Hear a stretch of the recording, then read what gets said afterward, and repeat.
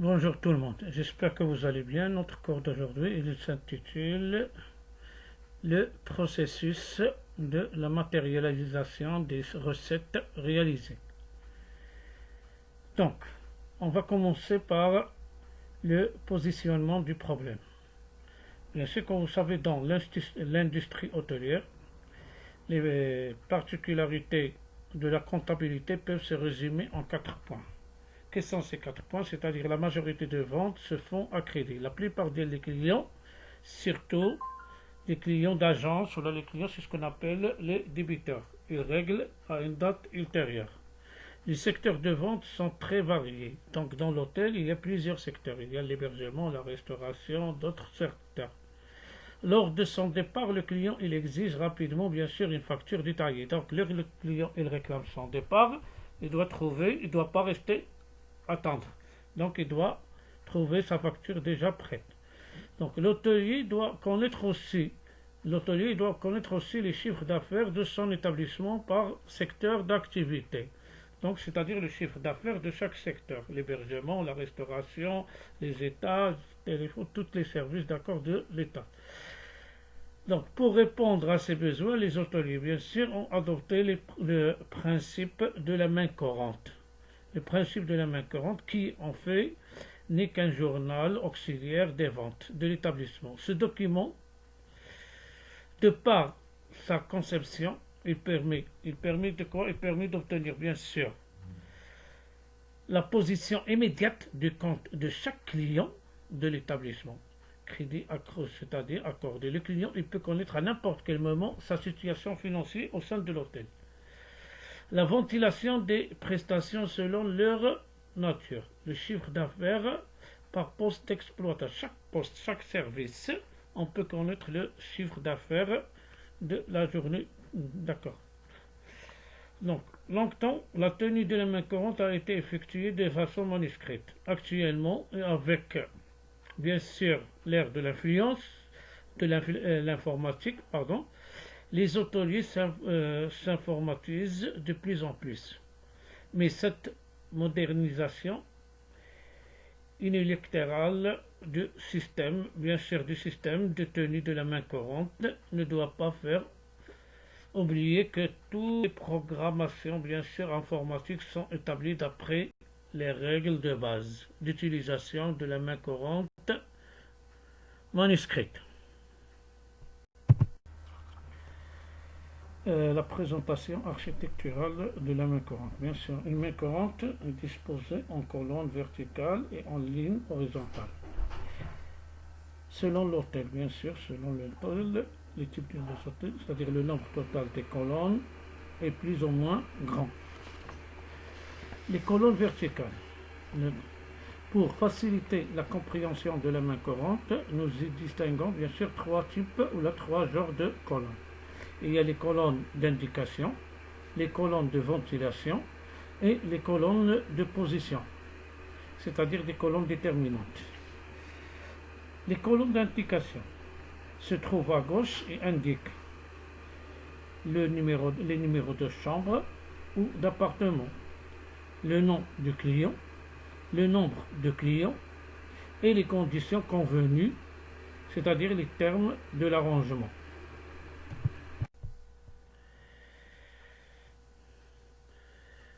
Donc, les colonnes d'indication. Donc, les colonnes d'indication, normalement, elles se trouvent à gauche et indiquent le numéro de la chambre ou de l'appartement, le nom du client, le nombre de clients et les conditions convenues, c'est-à-dire les termes d'arrangement. On peut trouver dans certaines mains courantes d'autres colonnes d'indication comme le premier repas servi ou bien la résidence d'origine du client. Ici, on a par exemple, selon bien sûr les mains courantes, la colonne nombre de clients, on peut être plus ou moins détaillée. On voit ici quelques exemples. M, c'est-à-dire maître. E, ça veut dire enfant. D, c'est les domestiques. Donc, il y a le numéro de la chambre, le nom du client, le nombre par exemple, monsieur, enfant, domestique, nationalité et l'arrangement. Un exemple, par exemple, M. Omari, il habite la chambre 102, il y a 102 adultes et un enfant, ce sont des Marocains, Ils vont demander seulement la chambre toute seule, en lit bed. Les colonnes de ventilation, ils se trouvent entre les colonnes d'indication et le total du jour. Les colonnes sont les trois natures. Bien sûr, il y a l'hébergement, soit logement, plus taxe de séjour, plus la taxe de promotion touristique. Il y a aussi la cuisine, est-ce que le petit déjeuner, restaurant, déjeuner, dîner, ou ainsi de suite. Les boissons, soit les boissons, c'est-à-dire de la cave pendant le déjeuner, les boissons pendant le déjeuner, ou là les boissons servies dans les chambres, ou là les boissons servies du bar ou du night club, ainsi de suite. Fitness s'il y a lieu, téléphone, blanchissage, etc. Donc ici on a un exemple, un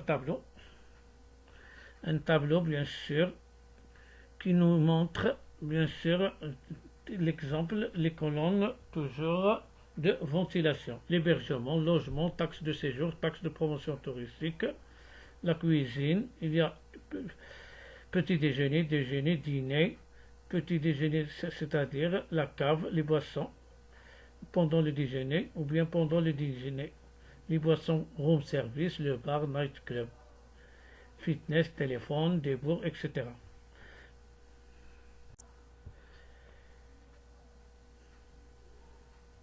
Les colonnes de position. Donc, il occupe surtout la partie gauche du tracé de la main courante. Voici les composantes. Donc, lorsqu'on parle des colonnes de position, on parle du total du jour, le report de la veille, le total général, les déductions, réductions, corrections, le mode de paiement, à reporter, observation. Le total, c'est-à-dire qui figure la somme que le client doit à l'unité pour la journée complète. Le report de la veille, c'est-à-dire appelé très souvent le report, et figure la somme que le client doit à l'unité pour toutes les journées précédentes. Le total général, c'est la somme du total du jour, c'est-à-dire que doit le client à l'unité pour les jours précédents, etc. Et le total du jour précédent. Réduction, déduction, correction, par exemple, les paiements, soit le mode de paiement espèce ou la part chèque ou la part carte de crédit. Le client, c'est pour des clients fidèles ou des agences de voyage ou des clients on fait à reporter, c'est-à-dire des débits ou des clients. Il y a, c'est-à-dire à reporter débiteurs, c'est-à-dire les clients qui ont parti sans régler, des clients fidèles, et des clients individuels ou des groupes. Et il y a la colonne observation. Le mot, c'est parfois on met le mot de règlement, le client il a payé une partie ou là, ça dépend du mode de règlement. Exemple, par exemple, il y a sur ce tableau le total du jour, le report de la veille, le total général, déduction, réduction, correction. Les paiements, le mode de paiement, est-ce que par espèce ou la par chèque ou la par carte de crédit à reporter, est-ce que le client est toujours présent, bien sûr, c'est-à-dire il est reporté, c'est-à-dire c'est un client qu'on doit reporter, débiteur, c'est-à-dire il a les parties, individuel, c'est-à-dire un client seul ou là en famille. La dernière colonne, c'est la colonne d'observation. Donc, les lignes horizontales. Les lignes horizontales sont employées surtout pour qui? Pour les comptes des clients. Chaque client, il est ventilé sur une ligne pour chaque compte de client. Donc, les recettes, bien sûr, en comptant des différents services, bar, restaurant, room service, night club, etc.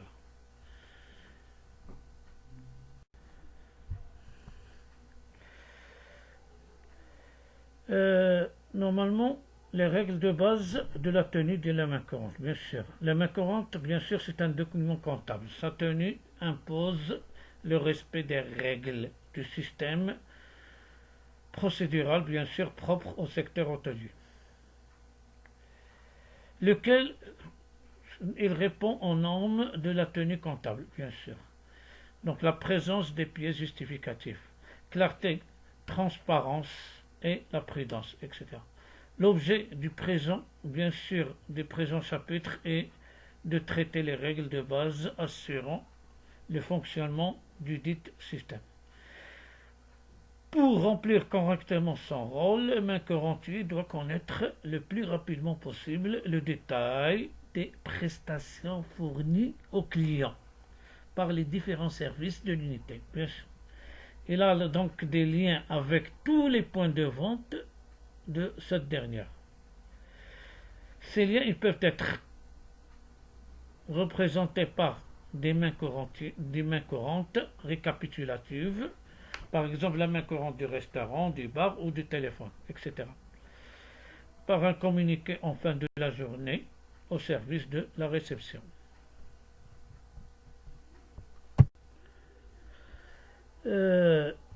Normalement, processus de la tenue de la main courante. Donc, la tenue de la main courante. Donc, ce travail, c'est un travail répétitif, à séquence journalière. En effet, la main courante journal, c'est le journal auxiliaire des ventes de l'unité, de l'autre établissement. Donc, il doit représenter le détail des ventes effectuées par les différents services au cours d'une journée. Ce travail a un double but. D'abord, la ventilation des ventes, le compte d'exploitation journée et la tenue des comptes des clients, la situation des crédits des clients, c'est-à-dire la situation financière de chaque client. L'architecture, bien sûr, de la main courante permet d'obtenir en une seule opération la ventilation des ventes et la position des comptes clients.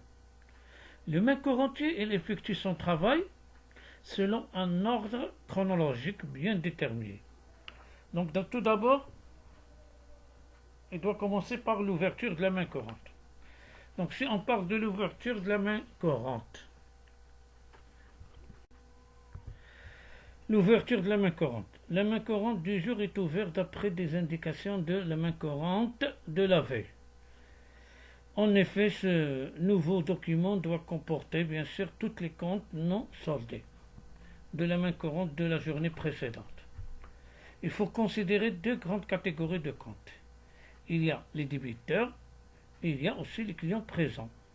Lorsqu'on parle des débiteurs, qu'est-ce que c'est que les débiteurs? Ce sont des clients qui ont passé un séjour à l'hôtel et ils n'ont pas encore réglé. Donc on doit les classer en tête de la main courante. Les clients présents, bien sûr, inscrire à la suite des débiteurs, c'est-à-dire les clients qui ont déjà passé au moins une nuit à l'hôtel. Donc je vais expliquer. Les débiteurs, ce nom désigne tous les clients ayant quitté l'unité, c'est-à-dire ayant quitté l'hôtel, mais dont la facture ne sont pas encore réglées au compte d'une société, des clients c'est-à-dire qui appartiennent à une société ou une association, d'un organisme public, d'une agence de voyage ou encore même d'un client individuel connu. Les présents. Chaque compte client non soldé existe sur la main courante de la veille, doit être ouvert à nouveau sur la main courante du jour. Afin d'obtenir un classement de ces comptes, il faut les inscrire dans l'ordre croissant des numéros de chambre. Ceci évite une perte de temps lors des recherches. Le compte client est ouvert sur la base des indications fournies par la main courante de la veille. Le numéro de la chambre, le nombre de personnes, le nom du client, la condition d'arrangement, la ventilation de la même manière que la veille. Le chiffre de la colonne à reporter dans la colonne report de la veille. Les zones de conditions. Qu'est-ce que c'est que lors de l'ouverture de la main courante, bien sûr. Il ne faut pas oublier, bien sûr, les nouveaux débiteurs de la veille. C'est-à-dire les clients qui ont déjà passé un séjour, ils n'ont pas encore réglé, mais on les appelle toujours des débiteurs. Il faut reporter le solde de la colonne à reporter de la main courante de la veille dans la colonne report de la veille. D'où la notion, bien sûr, du contrôle de l'ouverture de la main courante. Donc, total colonne report de la veille, c'est-à-dire nouvelle main courante. La nouvelle main courante est égale au total colonne à reporter de la main courante de la veille. Donc, comment traiter les arrivées du client? Donc, le traitement des arrivées. Comment on doit traiter les arrivées? Chaque arrivée est signalée au main courante, bien sûr, avec un bulletin des arrivées émanant du service de la réception. Cette fiche comporte toutes les modalités nécessaires à l'ouverture d'un nouveau compte client. L'ouverture de ces nouveaux comptes clients font bien sûr dans l'ordre chronologique des arrivées. Les conditions d'arrangement sont inscrites en totalité, bien sûr, le jour de l'arrivée, quelle que soit l'heure de l'arrivée. Cependant, il y a lieu de procéder à des écritures de régularisation, bien sûr, le jour de départ. Donc, le traitement des départs. Comment on doit traiter les clients en départ? Bien sûr, le système procédure à suivre se compose de démarches à suivre. Donc, pendant le départ, on doit rayer le numéro de la chambre, rayer le nombre des personnes, c'est-à-dire les messieurs ou les enfants et les domestiques. Il faut rayer, bien sûr, en totalité les colonnes d'arrangement, déterminer le total général, le solde de la facture. Les conditions d'arrangement sont annulées en totalité le jour de départ, quelle que soit l'heure. Parce que le jour de l'arrivée, on a ventilé, bien sûr, toutes les conditions d'arrangement. Donc le jour de départ, on doit les annuler. Donc en effet, ces conditions, bien sûr, étant inscrites en totalité, bien sûr, le jour de l'arrivée. Ils ne doivent pas donc être comptabilisés le jour de départ du client. Donc comment on doit inscrire les ventes, c'est-à-dire les dépenses des clients? Chaque fois qu'un client, bien sûr, consomme ou utilise un service de l'hôtel, le main courantier en est prévu. Il doit alors débiter le compte du client sur la main courante.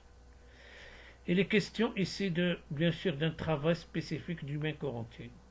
Il faut, et sur la base, bien sûr, d'une pièce justificative, sélectionner le compte du client, ligne horizontale bien sûr, et sélectionner la colonne d'exploitation en cause, colonne verticale. L'inscription se fait alors dans la case formée par l'intersection de ces deux lignes. Merci pour votre compréhension.